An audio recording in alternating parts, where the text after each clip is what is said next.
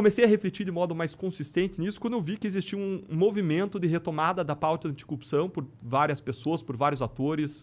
O Muda Senado, a gente tem o ex-juiz federal Sérgio Moro, que está indo para defender, inclusive, essa bandeira. Tu conversou com ele sobre esse movimento? Porque ele também teve que tomar a mesma decisão, né? Eu consultei, ele tomou eu perguntei. pouco antes, né? Quando ele foi pro governo Bolsonaro, mas e aí? Como foi esse papo? Eu perguntei, eu escutei ele, escutei várias pessoas, e a opinião geral das pessoas é que a gente viveu, ao longo dos últimos anos, um processo de aumento da consciência cívica das pessoas. Várias pessoas que eu vejo hoje discutindo política, debatendo política, eu pergunto para elas, você debatia esse assunto há 10 anos atrás? As pessoas falam, não debatia.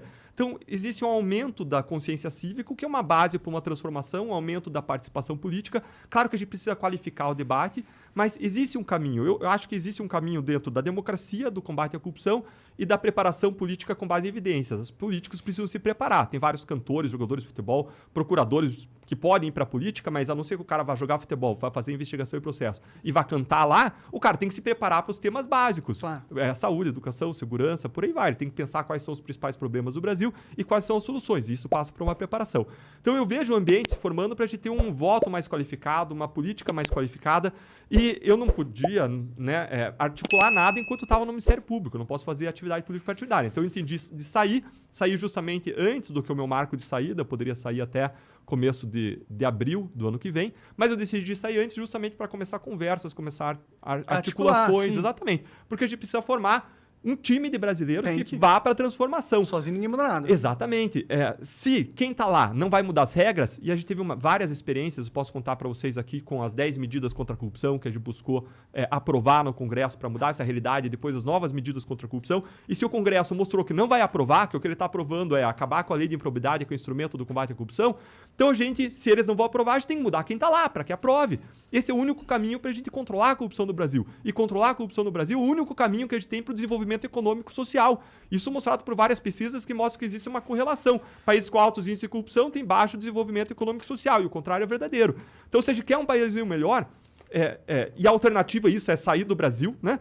Ou sair do Brasil, ou eu vou lutar. Ou eu vou lutar pelos meus filhos, ou eu vou lutar pelo meu futuro, pela minha realidade, pelo meu futuro, pelas oportunidades das pessoas. Ou eu vou lutar porque o que me motiva é amor ao próximo, é serviço à sociedade, é a minha visão cristã de mundo. Então, e se eu vou lutar, a gente precisa fazer um movimento, a gente precisa invadir o Congresso Nacional. Invadir o Congresso Nacional não como a gente fez em 2013, invadindo o teto do Congresso, mas a gente precisa invadir as cadeiras do Congresso Nacional. A gente precisa de 200 políticos lá comprometidos com a mudança. E, gente, pedir muito que a sociedade brasileira eleja 200 comprometidos com essa mudança, eu acho que não é pedir muito. Eu acho que a gente tem construído cidadania, a gente tem construído participação política e a gente pode chegar lá. Você é um cara otimista, mano. Mais otimista do que eu, nesse sentido. Sabe que Ariano Suassuna tinha uma frase que ele falava assim, olha, o otimista é um bobo, o pessimista é um chato. Bom mesmo é você ser realista e esperançoso. E eu quero ser um realista e esperançoso. Tem um pesquisador do otimismo que se chama Martin Seligman. Ele tem um livro em inglês, Learned Optimism. E ele fala sobre otimistas e pessimistas. Ele fala assim, olha, várias vezes o pessimista que tem razão. É bom você ter um pessimista na tua equipe. Mas quem chega mais longe são os otimistas. Porque os otimistas são quem acredita. E você não vai alcançar uma coisa se você não acreditar. Veja quando vocês montaram o Flow. Vocês só chegaram aqui, só estão aqui porque vocês acreditaram. Porque vocês botaram a mão no bolso. Porque vocês tiveram uma série de prejuízos mensais, não tiveram? Tivemos. Uma série de meses de prejuízo. Agora vocês estão aqui porque vocês acreditaram. É isso que a gente tem que instilar nas pessoas, tem que acreditar. Se não acreditar, a gente não vai mudar a realidade. Olha o passado. Olha os grandes exemplos de transformação. Olha para Nelson Mandela vivendo o apartheid. Ele fala, antes de você alcançar, tudo parecia impossível.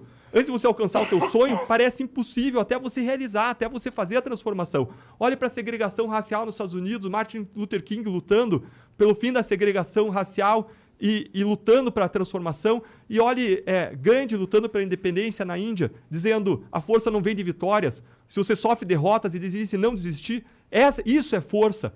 Eu gosto muito de uma frase também da Cecília Meirelles, em que ela fala... Eu não ganhei todas as batalhas que eu lutei, mas eu perdi todas as que eu deixei de lutar.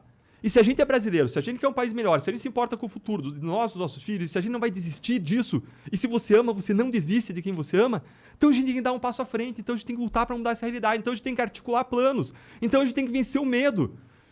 Porque eu, quando saio do Ministério Público, eu tenho uma série de medos. Sim, foi o que a gente Eu tenho conversou uma no série de começo. receios. Tem a questão financeira da minha família, tem uma filha que faz tratamento de saúde, tem uma série de medos que eu preciso enfrentar, mas ter coragem não é você não ter medo. Ter coragem é você enfrentar os medos que você tem. Não é você se jogar no precipício, mas é você planejar e construir uma ponte por cima do precipício. E você tá sentindo que alguém se levantou junto com você, depois que você começou a ir nessa direção? Monarca, eu vi várias pessoas que me buscaram e disseram assim, decisão de coragem, a gente tá junto com você, pessoas me parando na rua, dizendo, olha, eu vou fazer campanha pra você, gente que eu nunca vi na vida, falando, eu vou fazer campanha pra você, vamos levar mais pessoas como você pra lá. Eu acredito que é possível sim construir. Uma coisa que a gente tem que conscientizar as pessoas, Monarca, é que o voto das pessoas não vai pro político, pro deputado. E a gente tem até um bom número de pessoas que são contra a corrupção no Senado, mas na Câmara tem um problema lá. A gente tem que expandir esse número de pessoas. Entendeu? A gente viu, foram 65 pessoas aproximadamente. De 500 Cara, não parece 500, um número muito bom, exato, né? não parece nada bom, cara. Então a gente tem que mudar. 10% quase, é um pouco mais. Exato, só que qual que é o problema? O cidadão ele vai e vota no político A, mas ele não sabe de uma coisa, ele não sabe que se o político A não se eleger, esse voto vai para a legenda e é redistribuído para o político B da legenda. Como que funciona o nosso sistema proporcional? Uma pessoa para se eleger no Paraná, por exemplo, um candidato a deputado federal tem que fazer 200 mil votos. E aí, vários candidatos participam de um partido e vários vão fazer 50 mil votos, 60 mil votos, 70 mil votos. E o que acontece? Todo esse número de votos é somado e é dividido em cotas, em conjuntos de 200 mil votos. E você distribui e dá esses 200 mil votos para aqueles que mais foram votados dentro do partido. Então o cara vota num cara que ganha 40 mil votos e ele elege um que tinha e que recebeu 70 mil votos, que pensa exatamente o contrário do que o candidato dele. Ele vota alguém que é contra a corrupção e elege alguém que vai lá com seus esquemas, ou vai se proteger, ou vai minar o combate à corrupção. Então o brasileiro precisa se atentar a isso e colocar o seu voto em partidos que têm votado de modo consistente contra a corrupção. Tem partidos. Tem partidos na direita e na esquerda.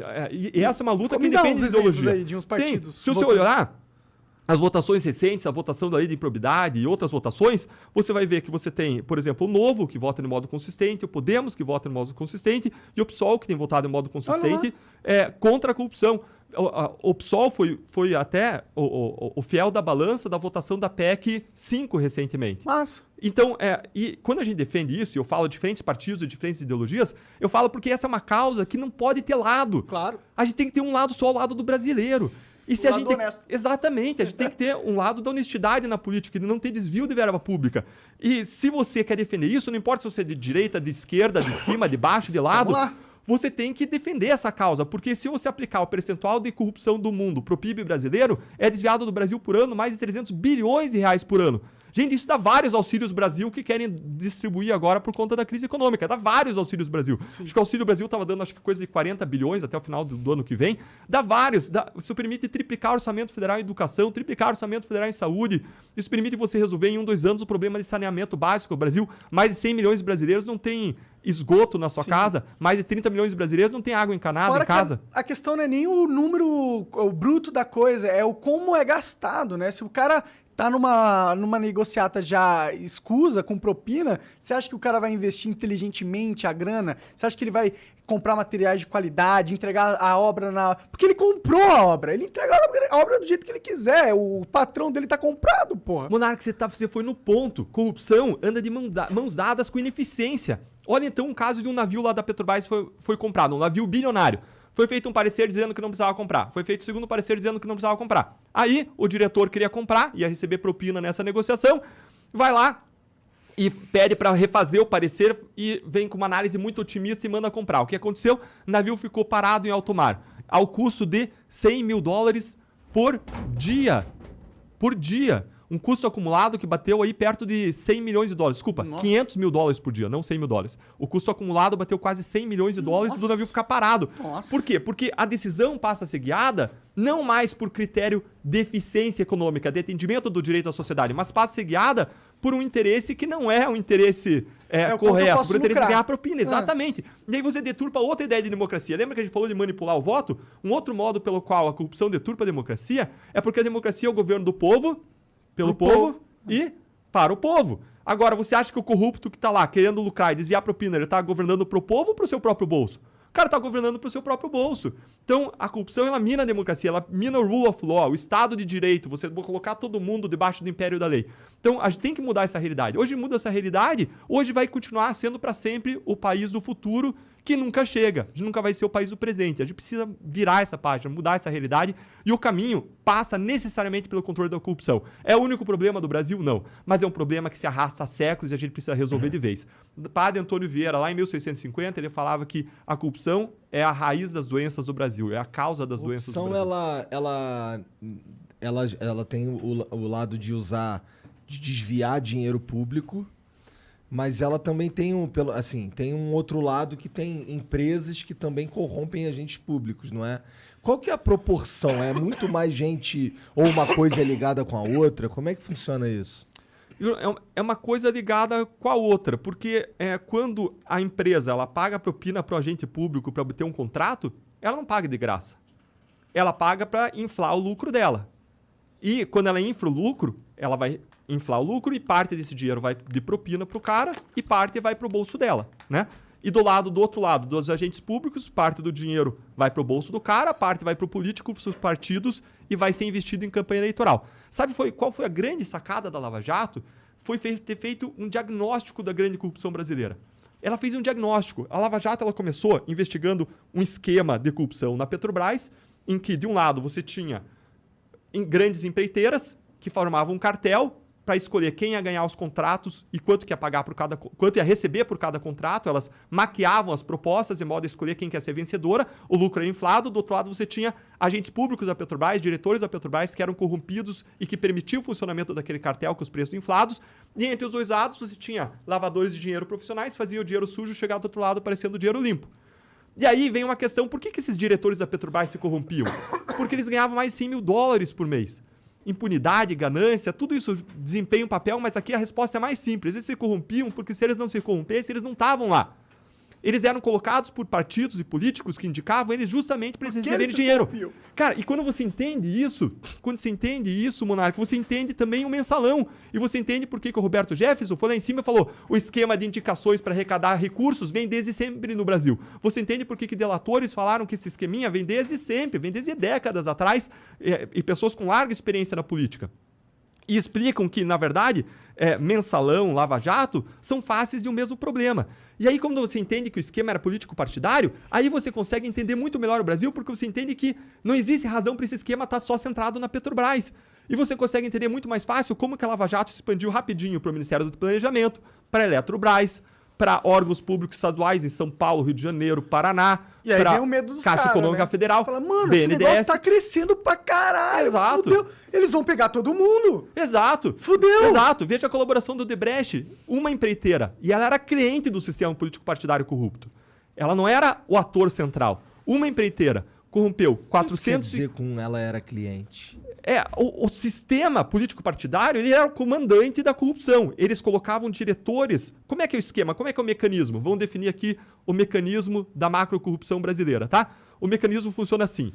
Muitos partidos e políticos desonestos colocam para chefiar órgãos públicos federais, estaduais e municipais pessoas incumbidas de arrecadar propinas. Uma vez nos cargos, essas pessoas vão vender contratos, vender licenças para empresas que pagam propinas em troca de lucros extraordinários. E uma parte do dinheiro vai para a campanha, uma parte do dinheiro vai para o bolso dos envolvidos. Então, esse é o esquema, esse é o grande esquema. E quando você entende esse esquema, você entende que ele é um esquema político-partidário. E as empresas, elas são clientes desse esquema. Elas não são os comandantes, entendeu? Ela é como um cliente que chega lá no balcão do político, querendo fazer negócio, querendo ganhar dinheiro, e o cara diz, aqui funciona assim. Se tornou sistêmico. Cada empreiteira que ganhava um contrato na Petrobras já sabia quanto que tinha que pagar e para quem. Não precisava nem mais perguntar, nem mais montar o esquema. Já estava tudo acertado. Essas empresas que são clientes desse sistema aí, elas estão passíveis de sanções? Com certeza. Elas não só praticam corrupção, as pessoas que estão lá praticam corrupção e são puníveis criminalmente, mas elas também estão sujeitas às sanções da lei de improbidade administrativa, da lei anticorrupção. Só que o problema é o mesmo problema que existe em relação à prisão em segunda instância. Quando você acaba com prisão em segunda instância, você coloca para as calendas gregas a chance de você punir uma pessoa de fato. E quando você tem um sistema de justiça que não funciona, sabe quantas ações nossas de improbidade contra as empresas acabaram já? Nenhuma. E agora vem a lei esvaziando e vai ser praticamente tudo derrubado. Então o sistema é feito para não funcionar. Por quê? O sistema está nas mãos de quem? O sistema de justiça. Quem faz as regras? É quem está lá. Então não só a impunidade alimenta a corrupção, porque a impunidade mostra que a corrupção compensa, mas a corrupção dos grandes políticos alimenta a impunidade, porque eles fazem as regras da punição ou não das pessoas. Então, eles desenham um sistema que faz com que não funcione. Então, você tem um círculo vicioso, em que a corrupção gera impunidade e a impunidade gera corrupção. E a gente precisa romper esse círculo vicioso. A gente está agrilhoado esse círculo vicioso. E exatamente por isso que eu sou pessimista, tá ligado? Porque eu entendo, eu vejo isso, assim como você tá falando, e eu falo, mano, isso é um jogo de dados, onde os dados todos estão bichados, entendeu? Você entra no jogo, porque eu posso estar enganado, eu espero que eu esteja, entendeu? Mas... é o que você vai tentar fazer, entendeu? Você vai tentar entrar no jogo pra mudar ele lá dentro. Mas os caras vão pegar e vão dar na sua mão só dados. Qual que é o nome? Viciados. Só dado viciado, tá ligado? Aí tu vai lá assim, pegar um monte de dado na mão e falar, puta, agora cheguei. Cheguei no jogo, tem um monte de dado. Aí quando jogar o dado, dá 6 pra todo mundo. Aí você vai jogar os dados ali e você fala, mano, caralho, como assim eu nunca ganho? O que tá acontecendo? Ai, meu Deus, é isso que eu acho que vai acontecer, entendeu? Monark, se for eu sozinho, é isso que vai acontecer.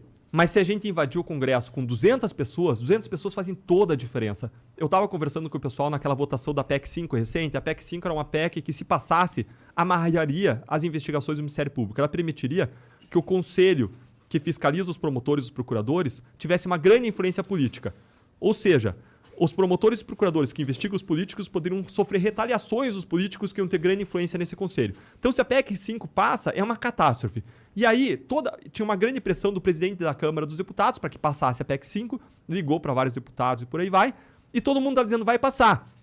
Só que aí o que aconteceu? Você tinha lá um grupo de pessoas que se conscientizou, que mobilizou a sociedade, e essa mobilização da sociedade pressionou os outros, e o jogo virou.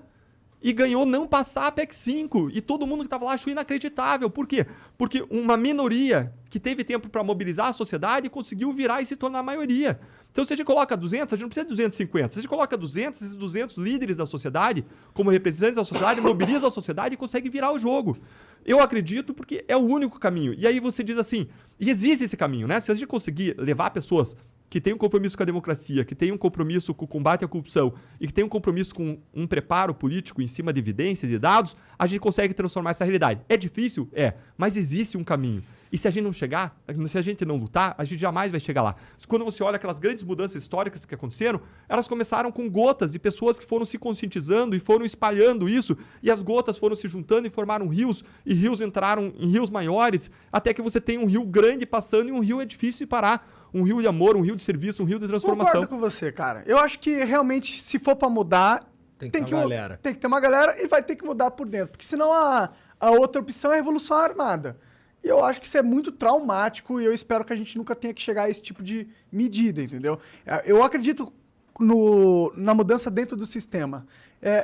A única coisa que eu acho que talvez a gente discorde é que, 200 pessoas eu concordo, mas será que a gente vai conseguir? Me fala 200 nomes de pessoas que têm chance de virar deputado o ano que for e que você acha bom e que tem esse comprometimento com a corrupção. Eu não conheço. Monarca, a gente não precisa ter hoje 200 nomes. O que a gente precisa? A gente precisa ter os partidos defendendo essas bandeiras nas suas regras de fidelidade partidária, porque lembre que o voto não vai para a pessoa. Lembre que o voto vai para o partido. Sim. Então você precisa ter um número de partidos. Eu já mencionei 3 aqui que são bem firmes nessa causa, né? Para todo gosto, tem gente, né? Tem aí um cardápio partidário, tem para direita, tem para esquerda, né?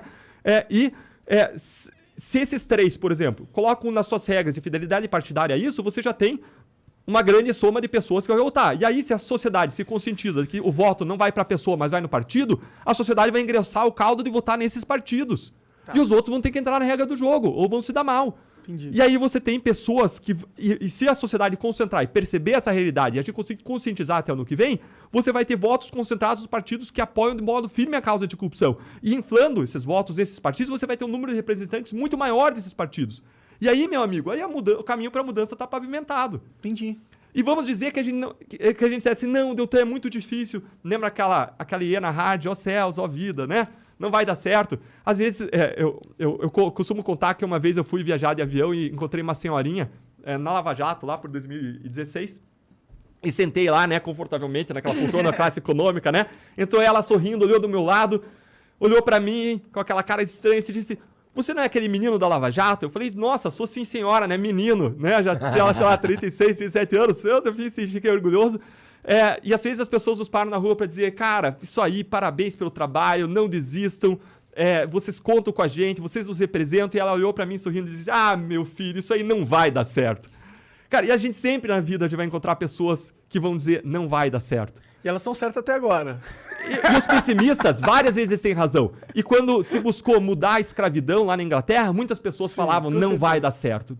Mas essa força de cidadania empurrou a história. Sim. E hoje, recentemente, em março de 2021, 80% das pessoas queriam a continuidade da Lava Jato. 80% dos brasileiros acham um consenso assim numa causa. 80% dos brasileiros agora. E esse número se mantém estável durante toda a Lava Jato. Então, você tem uma indignação e uma vontade de transformar muito grande. É claro que a gente precisa criar mais consciência, entender para transformar. Até lancei um curso para incentivar as pessoas que querem conhecer mais profundamente esse assunto da corrupção. Mas, claro, eu sempre levei conteúdos gratuitos nas minhas redes sociais sobre esse assunto, porque é a minha causa. Depois eu quero contar mais sobre o curso também para vocês. Claro. Agora, quando a gente tem pessoas comprometidas, pessoas que querem essa mudança, com esse coração de patriotismo, esse coração de mudança, e você consegue construir uma consciência cívica de mudança e um caminho, eu acho que a gente pode chegar lá sim. E agora, para quem ainda assim não acredita, Monark, a situação que eu costumo colocar para as pessoas é a seguinte: imagina na pessoa que você mais ama na face da Terra. Pode ser tua mãe, teu pai, teu filho, filha. Agora imagine que essa pessoa tem uma doença muito grave e essa pessoa está no hospital. E os médicos te chamam e dizem, meu amigo, essa pessoa tem uma doença terminal e não tem nada que você possa fazer por ela.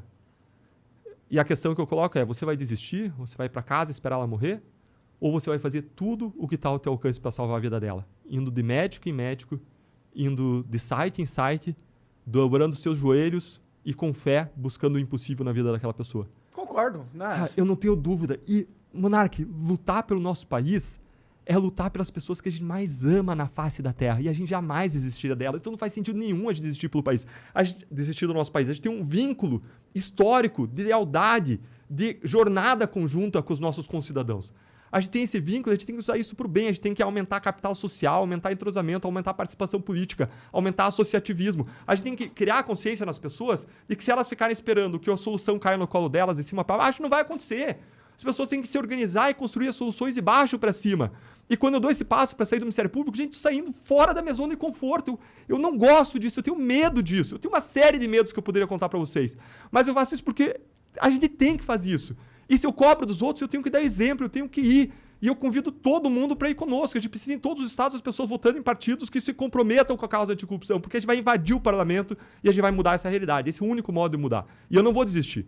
E pode ser que a gente consiga não o resultado esperado ano que vem? Pode ser, mas a gente pode conseguir o resultado esperado. E se não conseguir, é um passo dado para a próxima eleição. Teve já uma movimentação, uma campanha em 2018 nesse sentido. Conseguiu 45 deputados e senadores com esse compromisso com aprovar novas medidas contra a corrupção. Um pacote de 70 propostas que, se for aprovada, revoluciona o combate à corrupção no país. 45, aí você diz, é pouco, mas antes era 0. A gente saiu de 0 para 45, olha que aumento extraordinário. Aumento extraordinário, quase infinito, né? Quando você sai de 0 para qualquer coisa, né? É impressionante. Sim. E agora a gente não pode existir. A gente tem um aumento de consciência cívica, a gente tem pessoas relevantes levantando essa bandeira. E mais, a gente tem um diagnóstico do problema que a gente nunca teve. A gente nunca teve. Todo mundo falava de corrupção no Brasil. Tem vários casos, a gente pode falar da história da corrupção no Brasil aqui por um tempão, mas ninguém tinha clareza do diagnóstico. Agora a gente sabe como é que funciona, a gente sabe que o sistema político é apodrecido. Ainda que a política seja boa, é o único caminho para a transformação, o nosso sistema é apodrecido. Nosso sistema é apodrecido, tem vários incentivos e desincentivos para a prática da corrupção.